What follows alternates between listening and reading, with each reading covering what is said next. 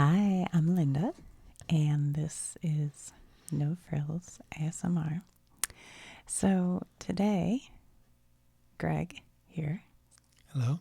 and I were having lunch, and we were discussing, well, it kind of stemmed from us talking about how a lot of young people right now, who I've noticed, are making an early decision that they're not going to have children.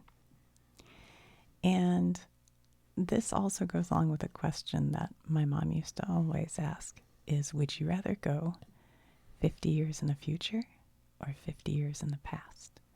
And she says asking that question tells you a lot about how people feel about the future.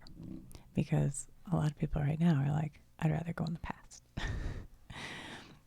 But anyway, this kind of led to a conversation about how good are we as humans at predicting the future? Are we any good at it? Have we ever been good at it? I think it's hit and miss. It's hit and miss. And that's what Greg has done a little. We've both done a little like studying on this in preparation. A little bit. And we tried to pull out, like, we found this magazine from 1931. It's a popular science magazine that we'll look at in a little bit because it's kind of interesting that there's one part in here. But so the basic question we're kind of asking ourselves is, are humans good at predicting? I went from capitals to... I think we have a prediction sort of time horizon. Yeah. When you look at like 0 to 10 years, fairly predictable. I mean, I would say 20 years ago that seemed predictable, but right now it feels, with AI, it's starting to feel a little less predictable. But yeah, I guess. I think as far as like technology and what life will be like in the next 10 years, it's fairly predictable. Okay. Based off of what we currently know and what we're currently experiencing. And then when you get to like 10 to 20 years, it's a little more uncertain. But 50 years, we just don't know. But when you get up to like 100 years in the future, it's mostly speculative. We just don't know what the future is going to be like 100 years from now. It's just too far. No, how could you? Yeah. I mean, who knows what AI will come up with by then for us? Right. There's a couple of reasons why it's hard to predict the future. And the first reason is that predictions usually follow existing technology. Right. Okay. Sure. So you're saying, like, give me an example.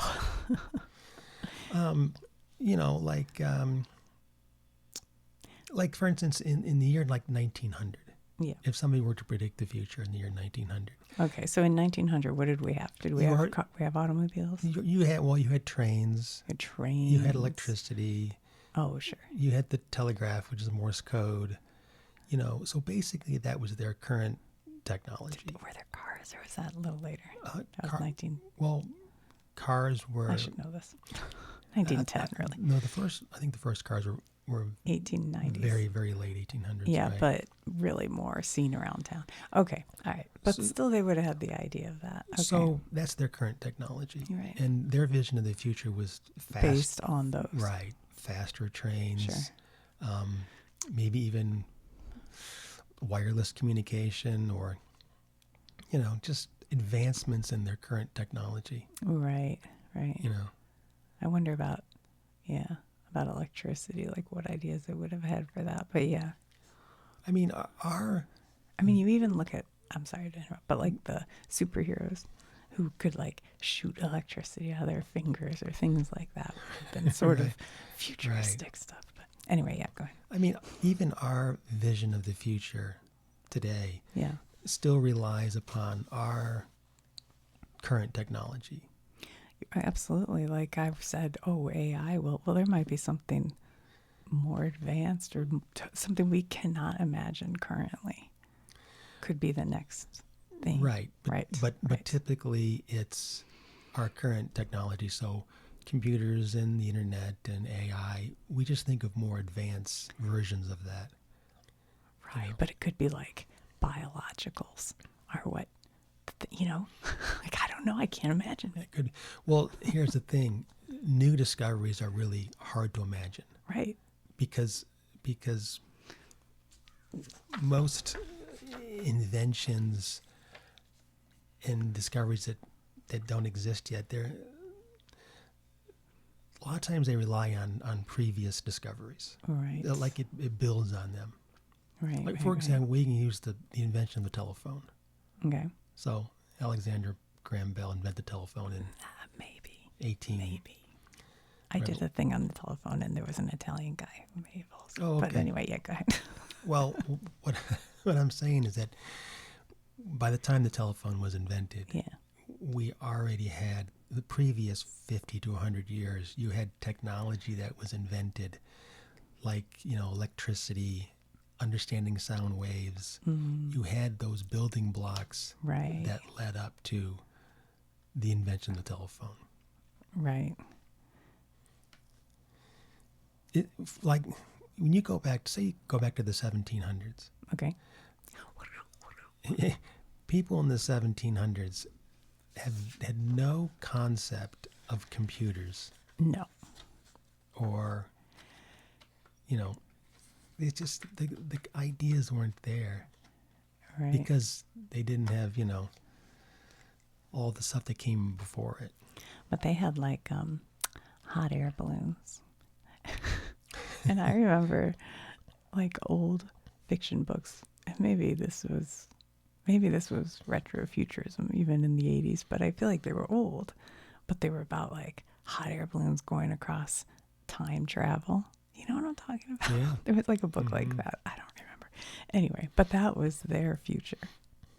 Because Right. they didn't have anything else to, they're science fiction writers. That's what they had to work with. Anyway. Okay, go ahead. Well, you brought up retrofuturism, Right. which I always find I fascinating. know you love it. So, and we should, well, go ahead. We should say what it is because some people might not know. Retrofuturism is, well, it's envisioning the future through the eyes of the past. Right. So you go back in time to see how people in the past, thought of the future. It was popular during like 1930s up through like the mid 60s, but it was really popular in the late 50s and early 60s. That's sometimes referred to as the atomic era or, Yeah. And if you go back to that time period, how did they envision the future? And a lot of it was like flying cars. Yes. And a good example is like watches you could talk into. Right. I don't know. Maybe. The cartoon show, The Jetsons. Yes. The Jetsons is a really good example of retrofuturism. Right. You had flying cars. You had, little spaceships. You had cities that were high up in the sky. Yeah. You had robots that did the house cleaning. Rosie the robot. Rosie. Yeah. It was also a very optimistic view of the future. True.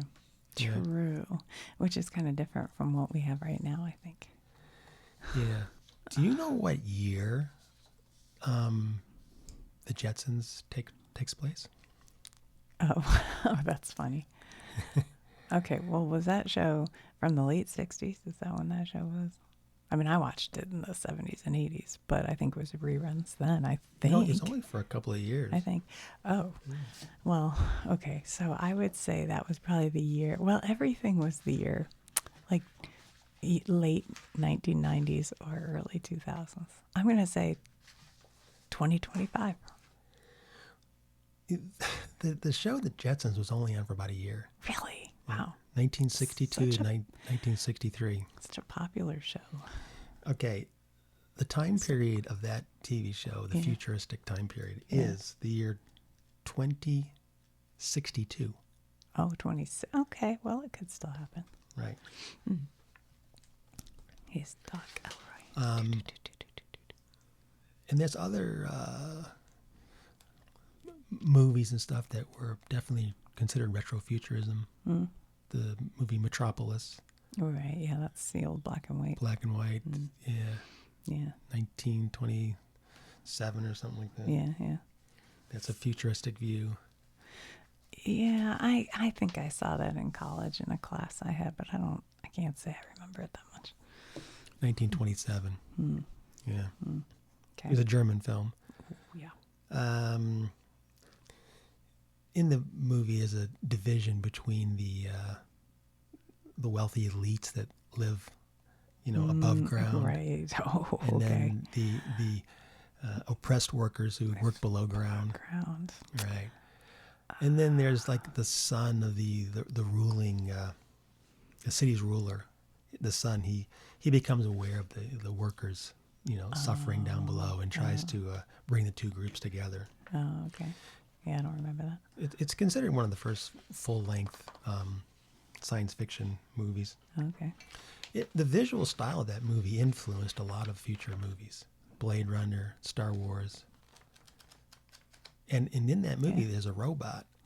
And that robot highly influenced future visions of robots. Right. I mean, C-3PO from Star Wars looks extremely similar to Was the that robot. the first robot ever what was the first time anyone ever went, here's a robot? I don't know. I don't know. But the robot in Metropolis definitely influenced. C-3PO was the first robot that I recall, and this has nothing to do with what we're talking about, but who wasn't like a beep bop boop, like on that show I used to love, Lost in Space. The robot was kind of but C-3PO was the first robot that was like human that I recall. Anyway, that has nothing to do with this. You're right. Thank you. Other movies that can be considered retrofuturism, Sky Captain and the World of Tomorrow. Oh, is that Gwyneth Paltrow? Gwyneth Paltrow's in that there. That one was shot all on green screen. I remember that. Jude Law is in there. And Angelina Jolie is in there. Is she? I don't That's remember that. 2004. We watched that, but I have zero recollection of it, if I'm honest. You're right.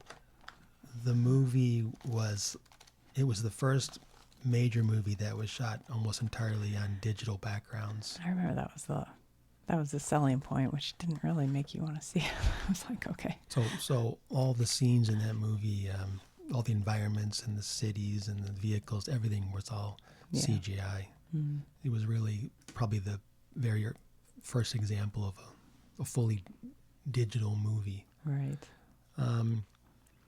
It takes place in an alternate late 1930s world. Okay. It has giant robots and all these futuristic airplanes and. Maybe I never saw it. I don't remember this. We did watch it. Okay. You just forgot.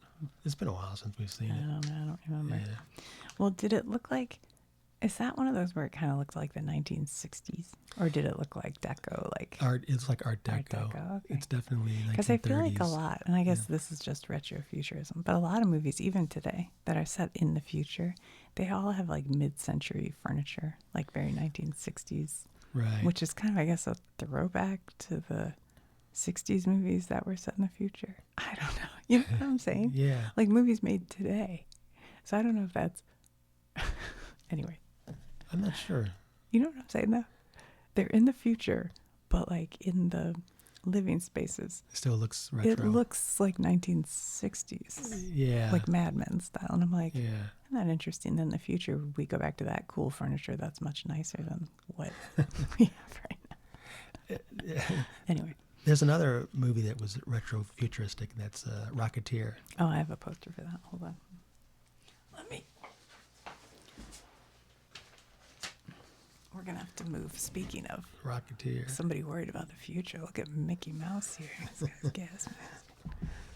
Here's a poster for the Rocketeer. Now, this is a pretty good example of retro-futurism right here on the poster. Yeah. Where did we get this poster? I don't even remember. I'm not sure. It sits here in the office. 91 it came out. Summer of 91. Yeah, And he's kind of wearing like a 1930s like bellboy coat, I think. Yeah. I think the movie takes place in the 1930s, and I think it's some pilot, and he discovers a rocket, a jetpack. He flies around in it. Oh, okay. Yeah. Yeah. Again, I know we saw this. I didn't remember it was in this movie. Yeah. We just thought the poster was cool, I guess. Yeah. Even Back to the Future Part 2 can be considered retrofuturism because, I mean, the movie was made in the mid-'80s. Yeah. And the original movie takes place in 1985, which when Wait, when part it was 2 made. is the one where they go, to the future, They and go they to the see future. Biff World or whatever. Right, It's the like, alternate universe, right. And by the way, Biff, I think this is true. This could be urban legend, but I heard this way back in the 80s. This isn't, not in the 80s, but in the 90s. That Biff was based on Donald Trump at that time. I believe Is so. that true? I believe That's so, yeah. funny. So if you watch Back to the Future too, it's like now Biff is, Biff Tower. yeah, Mm-hmm. that's funny. Anyway, Yeah. but yeah, so it's sort of the 1980s vision of the future. Right, and he goes 30 years into the future. Right. So he goes into the year 2015. Right. Which is kind of funny because Yeah, that was 10 over years 10 ago. years ago. That's funny. And They had flying cars. They had flying cars, which was a very popular 1950s retro-futuristic idea. Flying cars, hoverboards. Oh, yeah, hoverboard. That's right. Instead of a skateboard, he'd use a hoverboard. Self-lacing shoes. I don't remember that. Yeah, and which I guess today you could say Yeah. Skechers is all slip-ons. More than Hoka, too. But there was a couple of interesting things about the year 2015 in that movie, in that Marty McFly had wearable technology, Oh, did like he? smart glasses. Oh, I don't remember that. He could like watch TV shows through his glasses or something like that, which was way before the idea of Google Glasses. And in that movie, there was like, you had video calls on these huge, large flat screen TVs, That's right. which at that time was really, in reality, was just more experimental. Yeah, that was in the movie Total Recall, I think, too. There were a lot of things that showed that, like that you talk to people on the screens and it was like, oh, that'd be cool. Yeah. And now it's like, you don't want to turn your camera on. Right. You talk to somebody. Right. So I wonder if, there's some things that we as humans are better at predicting than others. Because like you're talking mostly about technology. And that would be hard to predict, I imagine, because you don't know what the next, like you said, you can't imagine something that hasn't been invented yet. But something like the weather or, human interaction or the way humans will act in the future, if these things are easier or just as hard to predict. Because you would think like the environment and the weather is something you could sort of scientifically predict, that if we keep doing this and this rate and everything, or is that equally as impossible to predict? You know what I'm saying? I don't know. I'm not saying you know the answer to that. I'm just thinking about it. I still think there's this idea called adjacent possible. Okay. And that's basically that new inventions grow upon existing discoveries. Right. So we still base our vision of the future on what we currently know today. Right. It's things that in the future that we have no concept yet. Right. We haven't made those discoveries yet. Right. So it's like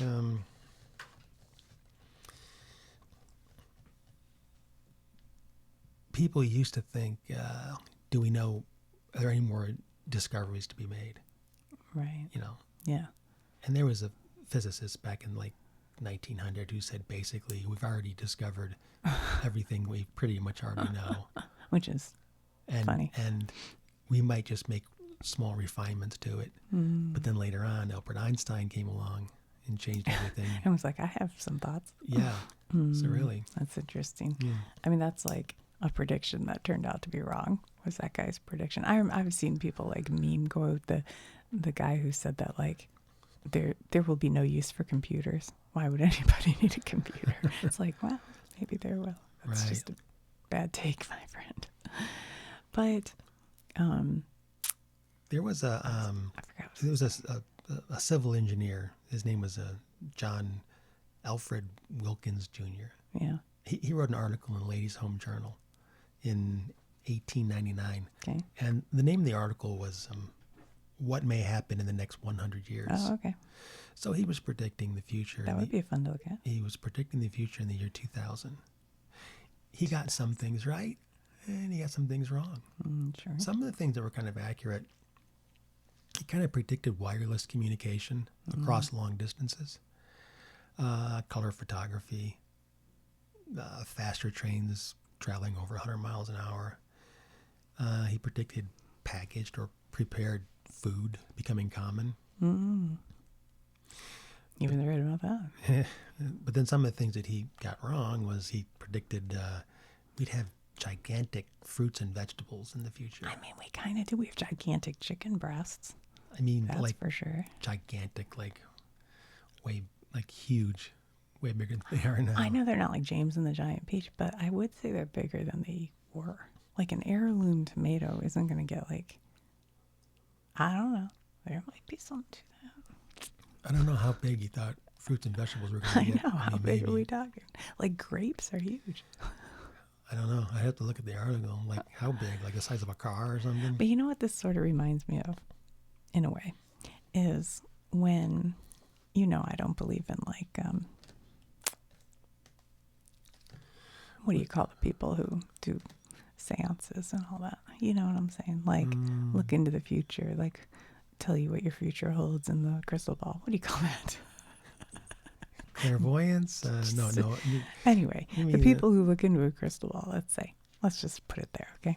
So then they sit there and they tell you all the things that will happen to you in the next like year, right? This will happen and this will happen and this will happen. And then after that year, you're like, hey, you know what's crazy? That thing happened. And so that lady was right. And there's a bias. It's called hindsight bias. And it's where you only remember the things that worked. So you give credit for those things, even though maybe half were right and half were wrong. That's a little bit of what this article that we're going, he was right about that, but he was probably also right about 50%. So was he really that good? He's just guessing. Well, but okay, fair enough. Some of the other ideas that he had that did not come true was the elimination of certain insects, like mosquitoes. Yeah. You'd have those eliminated. Nope. Cities that would automatically clean themselves. Okay, that's interesting. Because Which part? the cities that would automatically clean themselves, because of all the things with you always here's what it used to. Whoa, Craig. Here's what it used to be. That there used to be a feeling that in the future, all this technology would be used for the good of mankind. That it's going to make your life easier, that it's going to clean the cities and make them spotless, and all these like robots will go around making sure everything's done right. That used to be the feeling. Now the feeling is all this technology will be used to spy on us and to, like, there's a very different view of future technology than I think there was back in the 50s. Don't you think that's true? Yeah. Maybe that's just me. Because I also see the good of AI, that it could help with medical, it could do more medical research than in a minute than people can do in a year, right. And it can, I don't know, there are other things, I guess. Right. Research, mainly. Yeah. Anyway. One more thing, this guy predicted in the future that people would walk 10 miles a day. Oh, why? Because we had machinery to do all of our work for us. So we just do that for fun? We would have the time to exercise, and we'd walk 10 miles a day. What year is this guy doing this?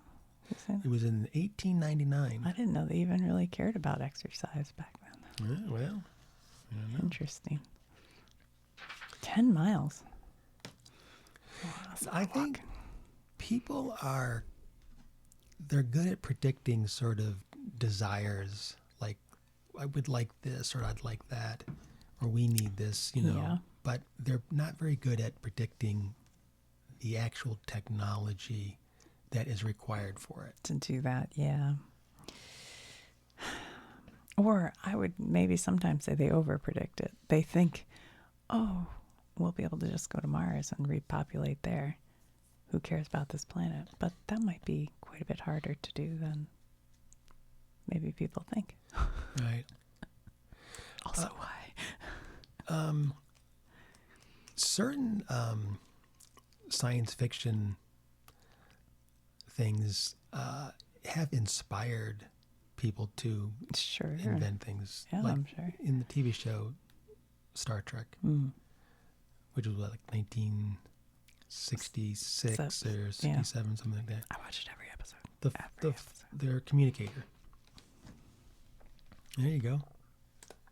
That inspired the guy who invented the Motorola.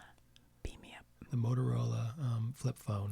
Oh, I had a Motorola. This is a Samsung. He said that he was inspired by the Star Trek communicator. And then what's interesting is that he came up with the prototype for it in like 1973. Mm-hmm.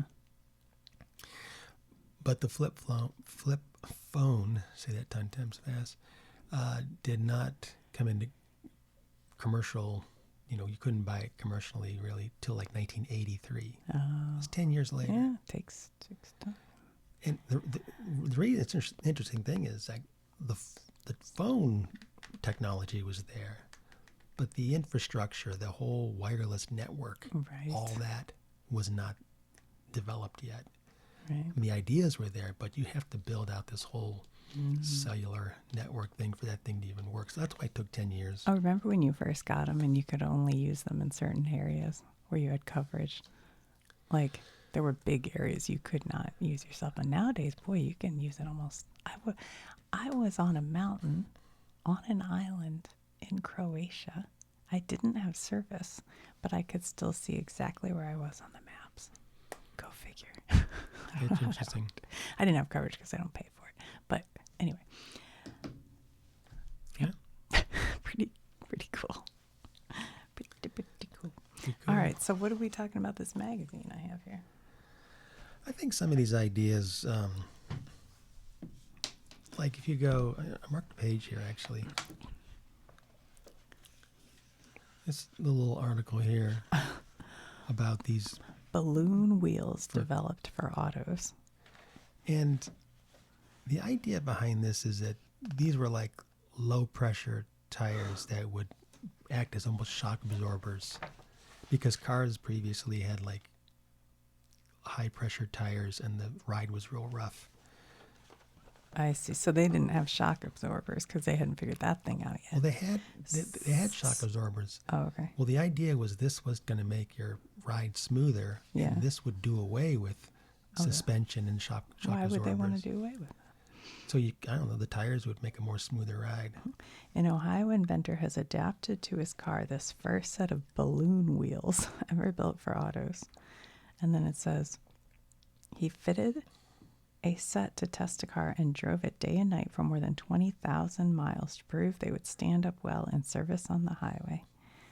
And then it says the shock absorbing quality of the balloon wheels, according to the inventor, may eliminate the need for springs in cars in the future. He Right. plans to equip a springless car with these wheels to test this possibility. Well, the thing about this is that tires actually became air-filled, but this was an exaggerated version. Mm-hmm. So the basic idea was true, but it was also taking it one step further, which that part didn't actually happen.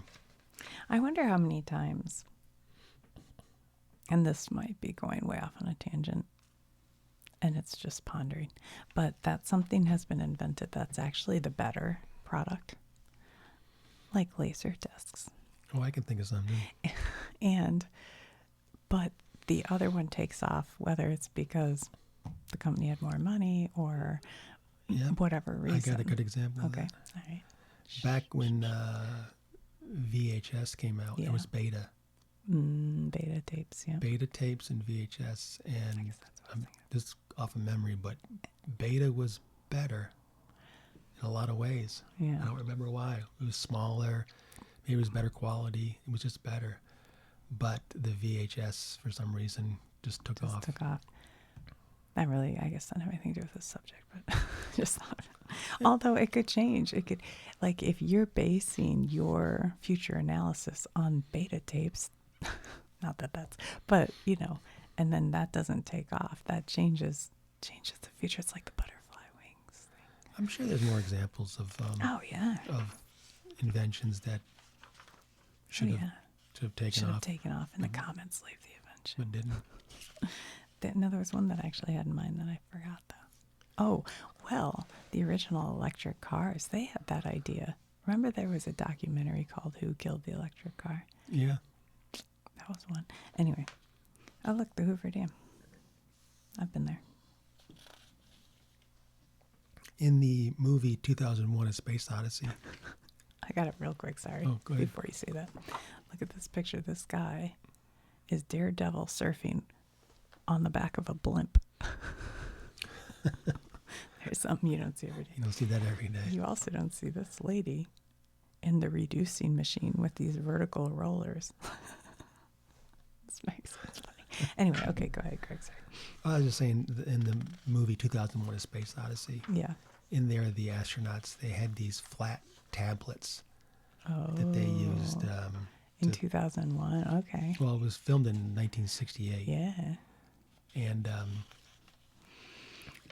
I mean, the idea of the Apple iPad did not come directly from that movie, but at least the movie gave people the idea or envision that you could have information on some sort of a flat tablet of some sort. Right. Yeah.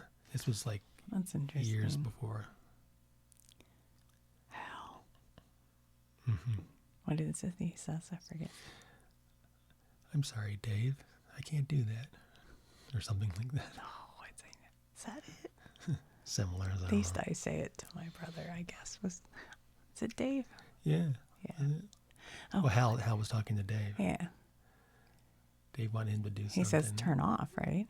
He says, I'm sorry, Dave. I can't do that. I don't know the exact words, but anyway. Look, they show Einstein using his brand new movie camera. Isn't that interesting? I swear I went through this magazine, but I don't remember it. I'm going to have to go through it again. Yeah. Let me know if you want me to flip through this. In a video. Anyway, what else do we have to say on this subject? Yeah, I don't know. That's about it for now.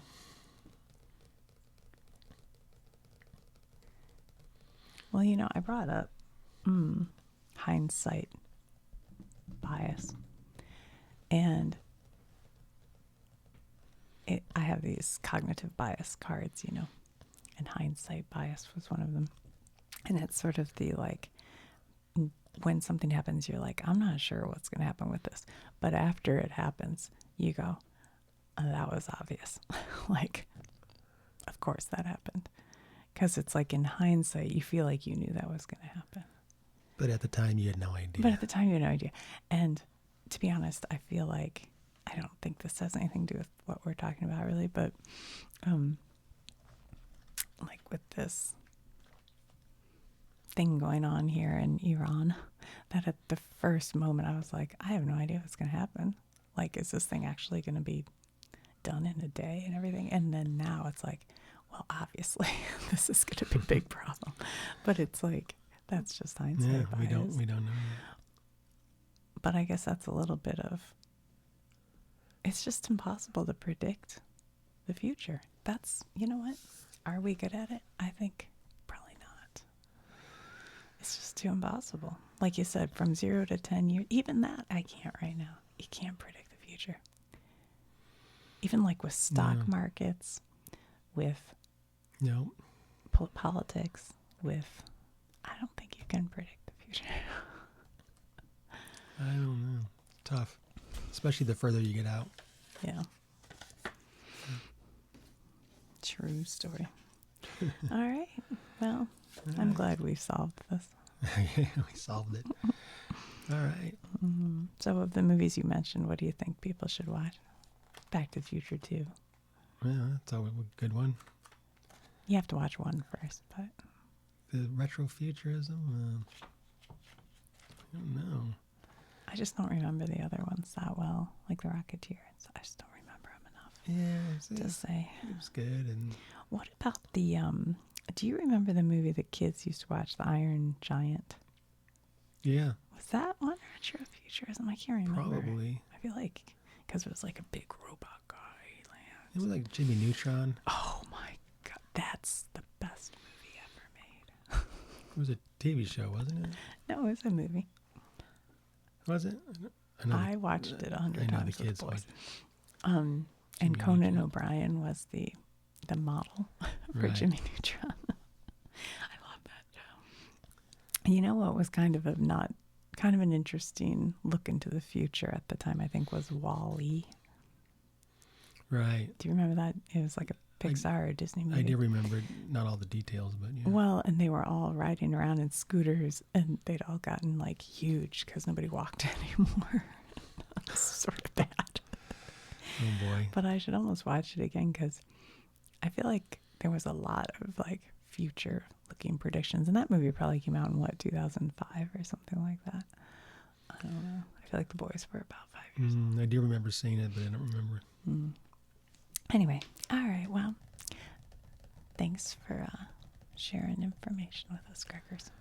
Okay. All right.